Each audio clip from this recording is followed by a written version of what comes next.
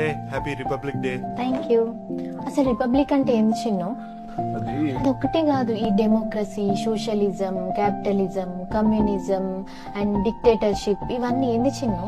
ఇప్పుడు నేను common man, నువ్వు ఇల్లు రన్ చేస్తున్నావు కాబట్టి నువ్వు గవర్నమెంట్ అనుకో. ఓకే. ఇప్పుడు నేను కష్టపడి డబ్బులు సంపాదించి ఇంటికి తీసుకొస్తున్నా.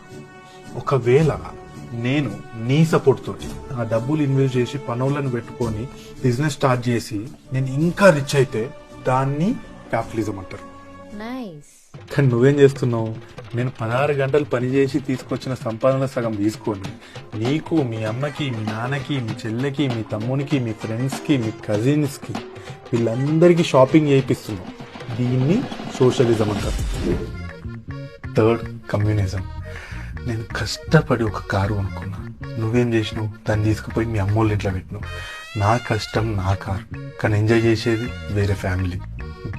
నాకు ఎప్పుడైనా కారు అవసరం పడితే నెలకు 1-2 సార్లు నాకు ఇస్తారు. ఇది కమ్యూనిజం. Fourth, democracy. పోయిన నెల నీకు నాకు లుల్లైంది. నువ్వే నన్ను కొట్టి నువ్వే ఏడ్చుకుంటా పోయి మన ఫ్యామిలీలను కూర్చోబెట్టి పెద్ద పంచాయతీ పెట్టినావు. కానీ మీ వాళ్ళు 6, మా వాళ్ళు 3. మీరు మెజారిటీ, మేము మైనారిటీ. సో మీ ఫ్యామిలీ నాదే తప్పని డిసైడ్ చేసి నన్ను సారీ చెప్పమన్నారు. ఆబ్వియస్లీ. ఇది డెమోక్రసీ.